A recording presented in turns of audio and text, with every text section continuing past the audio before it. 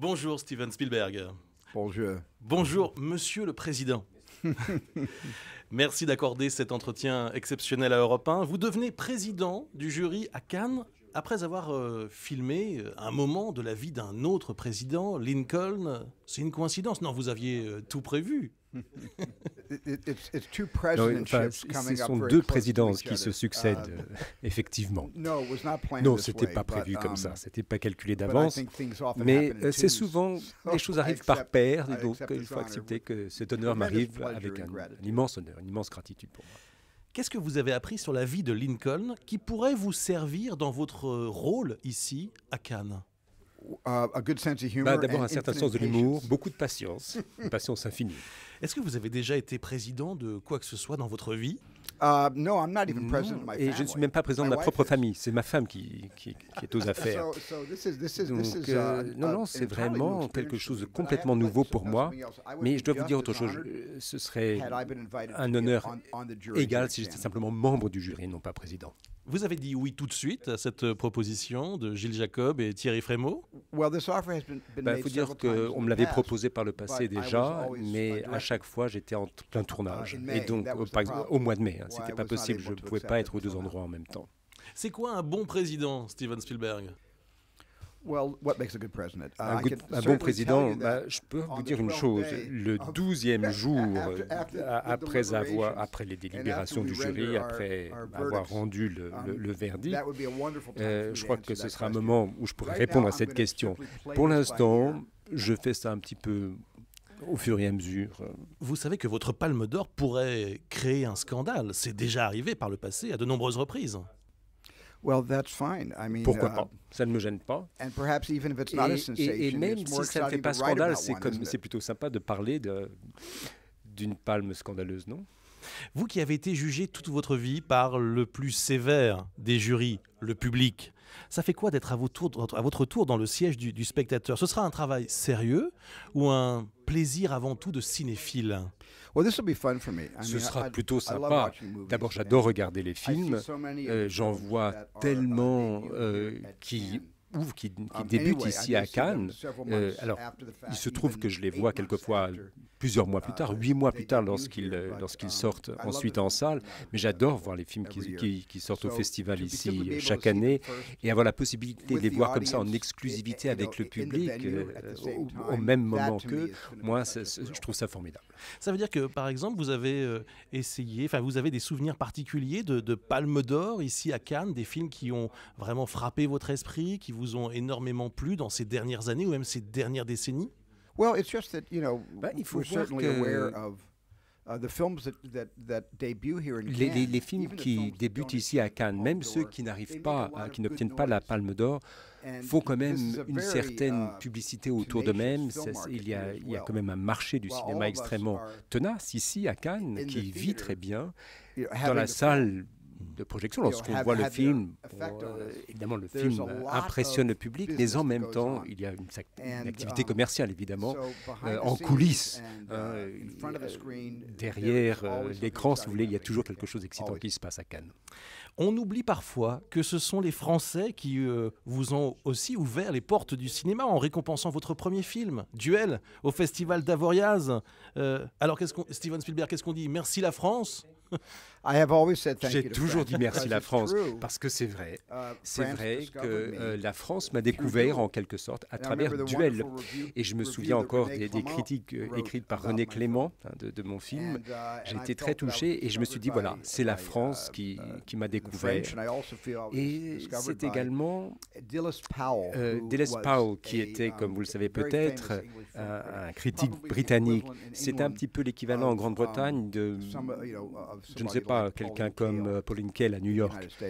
Alors, aujourd'hui, parlez-nous de votre rapport au cinéma français. Qu'est-ce que vous aimez dans le cinéma français aujourd'hui? Moi, ce qui me plaît dans le cinéma français, c'est qu'en France, on peut dire des choses extraordinaires à cœur ouvert sans avoir peur de quoi que ce soit. Alors qu'aux États-Unis, si on fait ça, on estime qu'on est trop sentimental. Alors que les Français ne sont pas sentimentaux en tant que tels, mais leurs films sont très intimes, tellement personnels, ils parlent du fond du cœur. Est-ce que vous pourriez nous parler de quelques films ou même un film français qui vous aurait particulièrement marqué?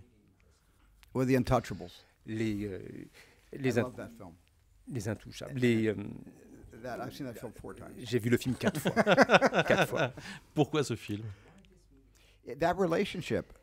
Parce que cette relation que vous avez entre cet homme handicapé sur son fauteuil roulant et celui qui s'occupe de lui, c'est probablement l'une des relations les plus humoristiques, mais en même temps plus authentiques.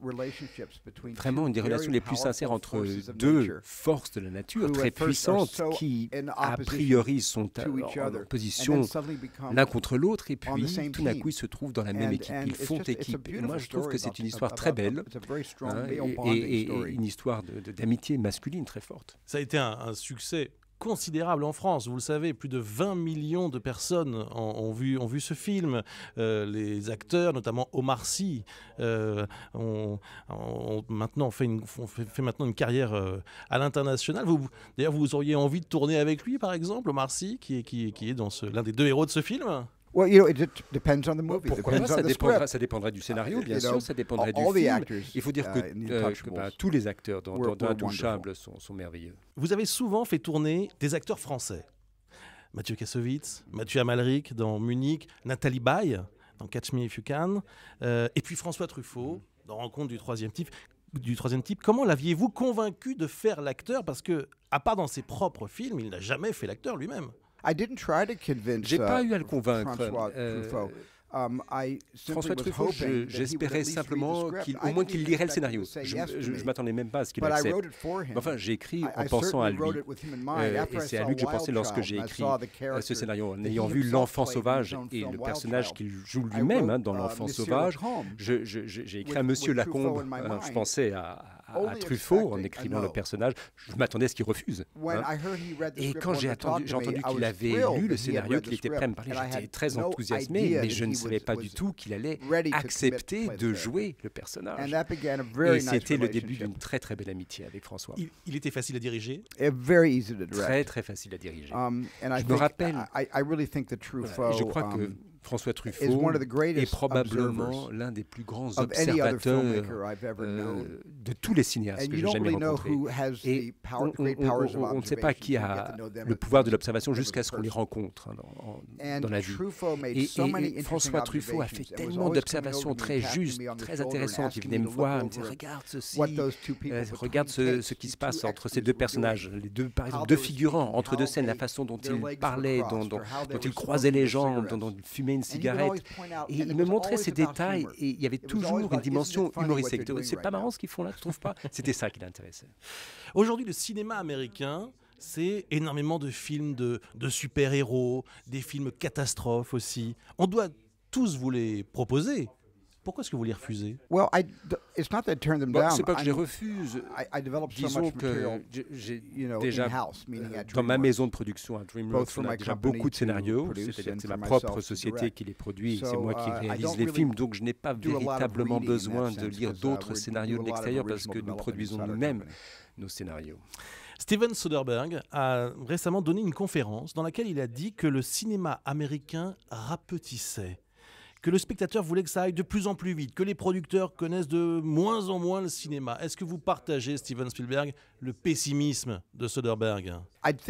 Disons qu'il y a quand même de très grands producteurs à l'œuvre aujourd'hui.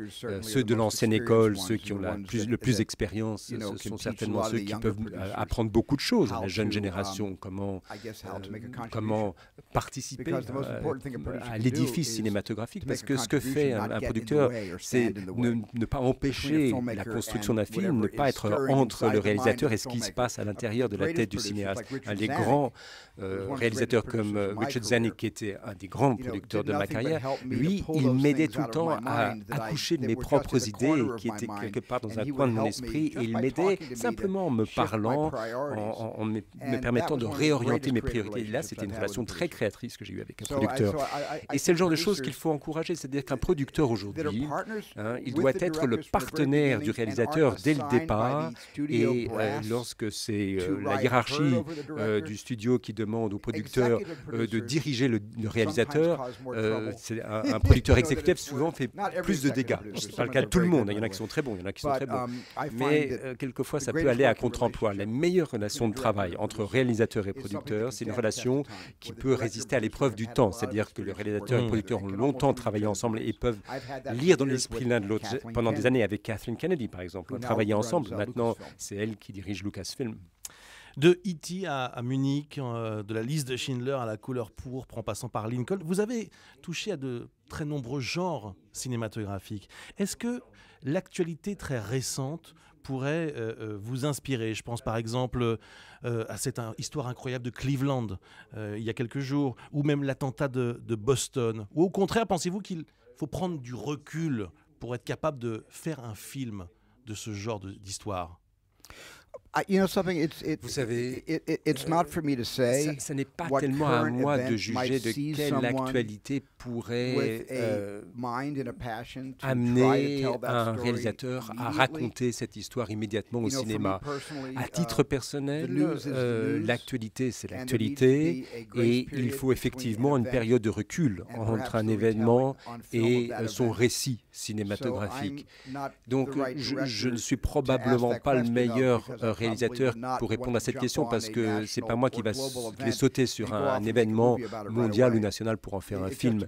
Mais il faut, je crois, effectivement, cette période de recul. En France, au moment où s'ouvre le Festival de Cannes, il y a un grand débat autour du téléchargement illégal, du rôle des opérateurs et des géants d'Internet. Est-ce qu'il faut les taxer? Un rapport vient d'être remis au gouvernement français par Pierre Lescure. Quelle est votre position là-dessus? J'aimerais savoir ce que vous ressentez quand certains de vos films sont piratés avant même de sortir en salle. Vous savez, ça, c'est un problème depuis longtemps. Depuis l'histoire du cinéma, ça a toujours été un problème. Il a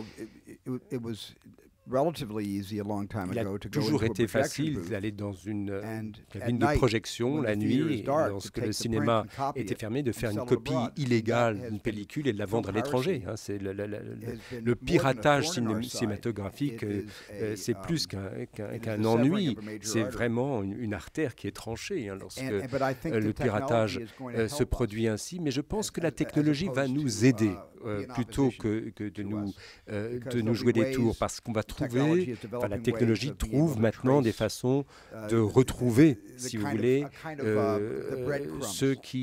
retrouver la trace, comment un film se retrouve illégalement sur Internet.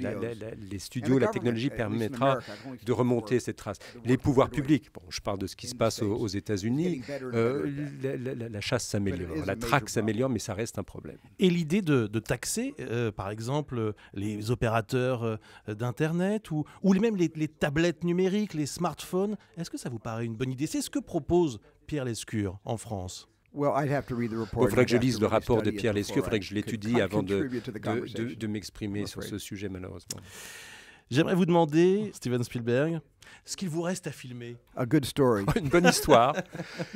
Si je tombe sur une bonne histoire, pour moi, c'est tout ce qui suffit. Ce sera mon prochain film, la prochaine année de ma vie, ou quelquefois plus. Rien ne vieillit. Pour moi, je ne fatigue jamais de ce métier, et je n'ai jamais envie d'arrêter cela. Votre sœur aurait parlé d'un scénario sur votre enfance en commun, ce serait un projet. Qui pourrait jouer votre rôle, Steven Spielberg? Moi, je suis nul comme acteur, donc c'est pas moi qui me jouerai moi-même en tout cas. Mais oui, effectivement, ma sœur et moi, nous raconterons peut-être l'histoire de nos enfants. Ce ne sera projeté uniquement à Cannes et nulle part ailleurs, j'en suis sûr. Je voudrais vous citer François Truffaut, qui disait dans La Nuit américaine: « Les films sont plus harmonieux que la vie. Il n'y a pas d'embouteillage dans les films. Il n'y a pas de temps mort. » Quelle pourrait être votre définition du cinéma, Steven Spielberg? Ma définition du cinéma, il faut, pendant 2 heures, cesser l'incrédulité, et que ces 2 heures soient les plus riches de la journée.